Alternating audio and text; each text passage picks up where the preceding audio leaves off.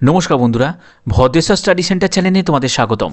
রেলে নিয়োগ 2024 group D পদে নিয়োগ, যেখানে তোমাদের একটি অফিসিয়াল নোটিফিকেশন প্রকাশিত হয়েছে। শিক্ষাগত যোগ্যতা এবং বয়সের ব্যাপারে বড় একটি পরিবর্তন।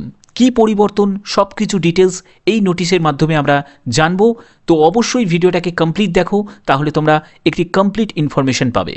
তো মূল ভিডিওতে যাওয়ার আগে প্লিজ একটাই রিকোয়েস্ট, চ্যানেলটাকে অতি অবশ্যই সাবস্ক্রাইব করে বেল আইকন অল করে নাও এবং ভিডিওটাতে এখনই একটা লাইক করে দাও। তো চলো মূল ভিডিওতে চলে যাচ্ছি। তো বন্ধুরা, আমি পিডিএফটা ওপেন করে নিয়েছি। এখানে তোমরা দেখতে পাচ্ছ যে government of India ministry of রেলের তরফ থেকে এখানে বলা হচ্ছে যে attention, education qualification for railway jobs in level 1। Level 1 মানে হচ্ছে গ্রুপ ডি। গ্রুপ ডি পদের জন্য তোমাদের যে এডুকেশন কোয়ালিফিকেশনের ব্যাপারে কিন্তু তোমাদের একটি নোটিফিকেশান দিয়েছে, এবং তোমাদের বলবো যে এই নোটিফিকেশানটার সঙ্গে সঙ্গে তোমাদের কি অফিসিয়াল যে নোটিফিকেশানে এই যে এডুকেশন কোয়ালিফিকেশান সেটি কতটা আপডেট হয়েছে এবং এজের ক্ষেত্রেও কি কোনো পরিবর্তন হয়েছে সেটিও কিন্তু তোমাদের একদম অফিসিয়ালিভাবে আমি দেখিয়ে দেবো। ঠিক আছে, তো দেখো পরপর স্টেপ বাই স্টেপ দেখো, আমি বুঝিয়ে দিচ্ছি। এখানে কি বলা হয়েছে, education qualification for railway jobs in level 1, যেখানে তোমাদের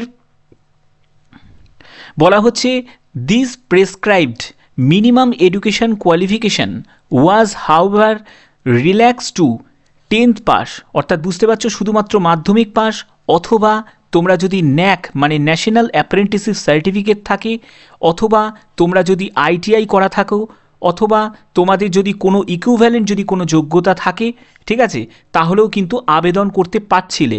সেটি 2/2018 এবং 1/2019 ভ্যাকেন্সিতে।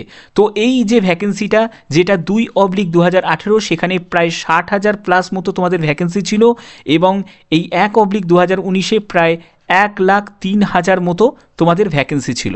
ঠিক আছে, তো এবার যেটি বলা হচ্ছে সেটি হচ্ছে এখানে বলছে, দেখো বলছে the prescribed minimum education qualification for direct recruitment of staff in level 1 pay matrix civil engineering, mechanical, electrical, signal and telecom যে ডিপার্টমেন্ট আছে সেই ডিপার্টমেন্টের ক্ষেত্রে বা catering wings of railways 10th pass plus NAC মানে national apprentice certificate granted by national council for vocational training, অথবা তোমাদের যদি মাধ্যমিকের সঙ্গে যদি আইটিআই করা থাকে তাহলেই কিন্তু তুমি যোগ্য। তো এখানে যোগ্যতা যেটি বলা হচ্ছে, তাহলে মাধ্যমিক সঙ্গে যদি ন্যাক থাকে মানে ন্যাশনাল অ্যাপ্রেন্টিস সার্টিফিকেট থাকে তাহলেও আবেদন করতে পারবে, এবং তোমাদের মাধ্যমিক সঙ্গে যদি তোমাদের আইটিআই বা সমতুল্য যোগ্যতা থাকে তাহলেও তোমরা আবেদন করতে পারবে। তো এবার তোমাদের আমি অফিসিয়াল যে একটি নোটিফিকেশান, গ্রুপ ডির নোটিফিকেশান, সেই নোটিফিকেশানে যে এটি মানে রিসেন্টলি এই নোটিফিকেশানটা প্রকাশিত হয়েছে, এবং সেই নোটিফিকেশানে কি এই কোয়ালিফিকেশান এবং এজ, স্পেশালি এজ এবং এডুকেশন কোয়ালিফিকেশান কি আদৌ লাগু হয়েছে, কতটা কি হয়েছে সব কিছু ডিটেলসে জানবো। এবং তোমরা এই ভিডিওর মাধ্যমে যেটা আরও জানতে পারবে, সেটি মাধ্যমিক পাস যদি তোমার শুধু যোগ্যতা হয়, অর্থাৎ শুধুমাত্র যোগ্যতা তোমার মাধ্যমিক পাস, কোনো আইটিআই করা নেই, তাহলে কি তুমি আবেদন করতে পারবে। তো চলো আমরা দেখে নিই। বন্ধুরা, আমি পিডিএফটা ওপেন করে নিয়েছি। এটা আরআরসির তরফ থেকে কিন্তু এই 22/1/2024 কিন্তু এই নোটিশটা পাবলিশ করা হয়েছে, নোটিফিকেশানটা, যেখানে তোমাদের গ্রুপ ডি এবং গ্রুপ সি রিগার্ডিং কিন্তু ভ্যাকেন্সি, যেখানে তোমাদের অনলাইন অ্যাপ্লিকেশন সেটি 17ই জানুয়ারি থেকে শুরু হচ্ছে, এবং তোমাদের অনলাইন আবেদন যেটি ক্লোজিং ডেট সেটি হচ্ছে 17ই ফেব্রুয়ারি 2024। তোমাদের expected date of online written examination, অর্থাৎ রিটেন এক্সামিনের ডেটটাও কিন্তু ঘোষিত করা হয়েছে, যেটি 9ই মার্চ 2024। তো আমাদের যে মেন যে বিষয়বস্তু সেটার ব্যাপারে আমরা ফোকাস করব। তো এখানে দেখো, এটি হচ্ছে তোমাদের স্কাউট গাইড কোটা যাদের আছে তাদের জন্য এই ভ্যাকেন্সিটা। তবে এর মাধ্যমে কিন্তু আমরা একটা প্রপার ইনফরমেশন পাবো যে এই গ্রুপ ডির যে ভ্যাকেন্সিতে, এই গ্রুপ ডির ভ্যাকেন্সিতে কী কী পরিবর্তন করা হলো। তো আমি এই গ্রুপ সিটা নিয়ে কোনো কিছু এখন বলছি না, গ্রুপ সিটা নয়, আমরা গ্রুপ ডিতে চলে যাব। দেখো এখানে গ্রুপ ডি দেখতে পাচ্ছ, লেভেল 1 পে ম্যাট্রিক্স। দেখো এখানে দেখো যেসব যারা তোমরা মাধ্যমিক পাশ করেছো, সঙ্গে যদি তোমার ন্যাক অর্থাৎ ন্যাশনাল অ্যাপ্রেন্টিসশিপ সার্টিফিকেট থাকে, অথবা তোমার যদি মাধ্যমিকের সঙ্গে আইটিআই করা থাকে, তাহলে তুমি civil engineering, mechanical engineering, electrical engineering এবং সিগন্যাল অ্যান্ড টেলিকমিউনিকেশন ইঞ্জিনিয়ারিং, এই যে ডিপার্টমেন্টগুলো আছে এই ডিপার্টমেন্টে কিন্তু এটি দরকার, মানে মাধ্যমিক সঙ্গে আইটিআই বা মাধ্যমিক সঙ্গে ন্যাক সার্টিফিকেট কিন্তু দরকার।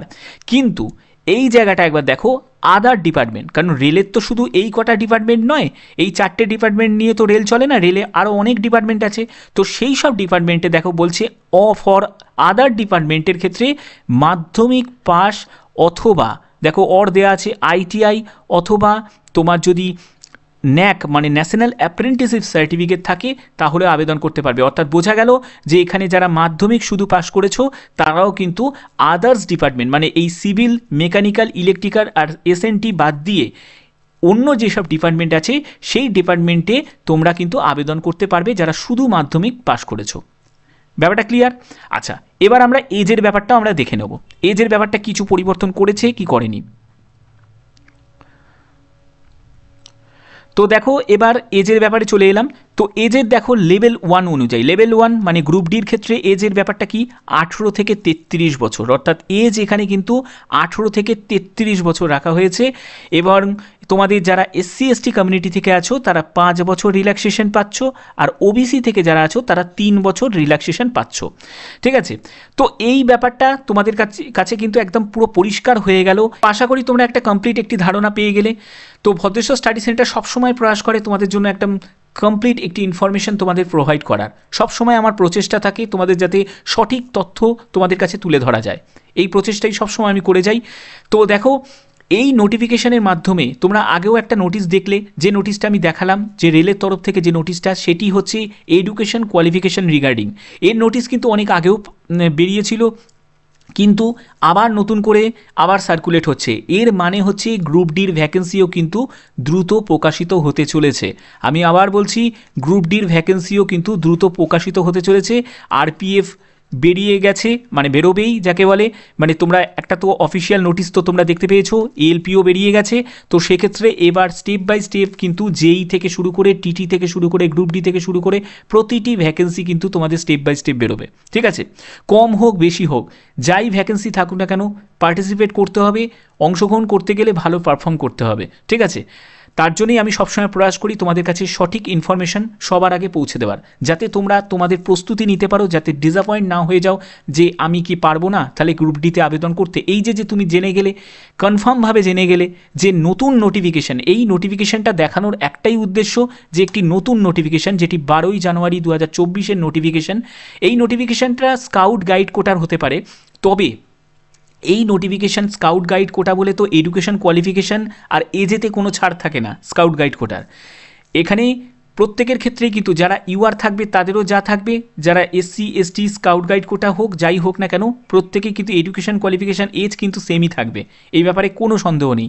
তো এই নোটিফিকেশানটার মাধ্যমে আমি তোমাদের কাছে একদম ক্লিয়ার করে দিলাম যে সামনে যে ভ্যাকেন্সি বেরোবে গ্রুপ ডি, সেক্ষেত্রে এডুকেশন কোয়ালিফিকেশান এবং এজের ব্যাপারটা তোমরা কনফার্ম হয়ে গেলে যে এই এজটাই কিন্তু থাকবে। তো এবার দেখো যে এজ রিল্যাক্সেশন এখন এই এজ রিল্যাক্সেশন যেহেতু ALPর ক্ষেত্রে তোমরা অনেকেই এক্সপেক্ট করেছিলে যে ALPর ক্ষেত্রে এজটা বৃদ্ধি করা হবে, যে অন্তত 18 থেকে 33 করা হবে, 3 বছর রিল্যাক্সেশন করা হবে। তো দেখো এখন সবেমাত্র 20 তারিখ থেকে ফর্ম ফিল আপ শুরু হবে, তার মধ্যে কত কিছু হবে তখন সে দেখা যাবে। আশা করি তোমাদের ভিডিওটা ভালো লেগেছে। তো আমার ভিডিওর মাধ্যমে আমি সবসময় প্রয়াস করি তোমাদের কাছে সব ধরনের ইনফরমেশন সবার আগে প্রোভাইড করার। তো যদি ভিডিওটা ভালো লাগে অতি অবশ্যই ভিডিওটাতে লাইক করবে, চ্যানেলটাকে সাবস্ক্রাইব করে বেল আইকন অল করে রাখবে। তো আজকের মতো এটুকুই, টাটা।